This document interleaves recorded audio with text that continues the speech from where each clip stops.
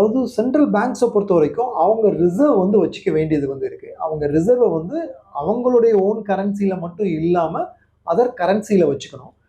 எந்த கரன்சி எந்த அசெட் ஸ்டேபிளா இருக்கோ அங்க அவங்க வந்து வச்சுக்கணும். அப்பதான் நாளைக்கு எக்கனாமில ஏதாவது ப்ராப்ளம் வரும்போது அந்த ரிசர்வை எடுத்து வந்து எல்லா பேங்குக்கும் டிஸ்ட்ரிபியூட் பண்ணி எக்கனாமியை அவங்களால வந்து ஸ்டெபிலைஸ் பண்ண முடியும். ஸோ அந்த ஸ்டெபிலிட்டி கொண்டு வரணும்னா நம்ம கரன்சி மட்டுமே இல்லாம இன்னொரு கரன்சிலையோ அல்லது இன்னொரு ஒரு ரிசர்வோ வைக்க வேண்டியது இருக்கு. அந்த ஆங்கிள் தான் அவங்க வந்து கோல்டை வந்து வாங்கி வைக்கிறாங்க. இதுக்கு முன்னாடியும் கோல்டை வந்து ரிசர்வா வச்சிருந்திருக்காங்க. பட் இந்த அளவுக்கு அவங்க கோல்டை ரிசர்வா வந்து இன்க்ரீஸ் பண்ணதில்லை. மெயினா வந்து யுஎஸ் டாலர் தான் ரொம்ப ஒரு சேஃப் ஹெவனா எல்லா சென்ட்ரல் பேங்க்ஸுமே பார்த்துட்டு இருந்தாங்க. பட் இப்போ யுஎஸ் எக்கனாமியே ஒரு ஆட்டங்கான்ற சிச்சுவேஷன் வந்து இருக்கு. அங்க இருக்கக்கூடிய ட்ரேட் சிச்சுவேஷனுமே ட்ரேட் வார் மாதிரி ஒரு சிச்சுவேஷனா வந்து இருக்கு அப்படின்ற போது வந்து எந்த அளவுக்கு நம்ம யுஎஸ் டாலரை ஒரு ரிலையபிள் ரிசர்வா வச்சுக்கலாம் அப்படின்ற ஒரு கொஸ்டின் மார்க் அவங்களுக்குள்ள எழுது. ஸோ அப்போ யுஎஸ் டாலருக்கு ஒரு ஆல்டர்னேட்டிவ் நம்ம வந்து பார்க்கணும். யுஎஸ் டாலரை நம்ம நம்பி வந்து அதிகமாக அதில் வச்சிருக்க கூடாது, டைவர்சிஃபை பண்ணணும் அப்படின்றது பார்க்குறாங்க.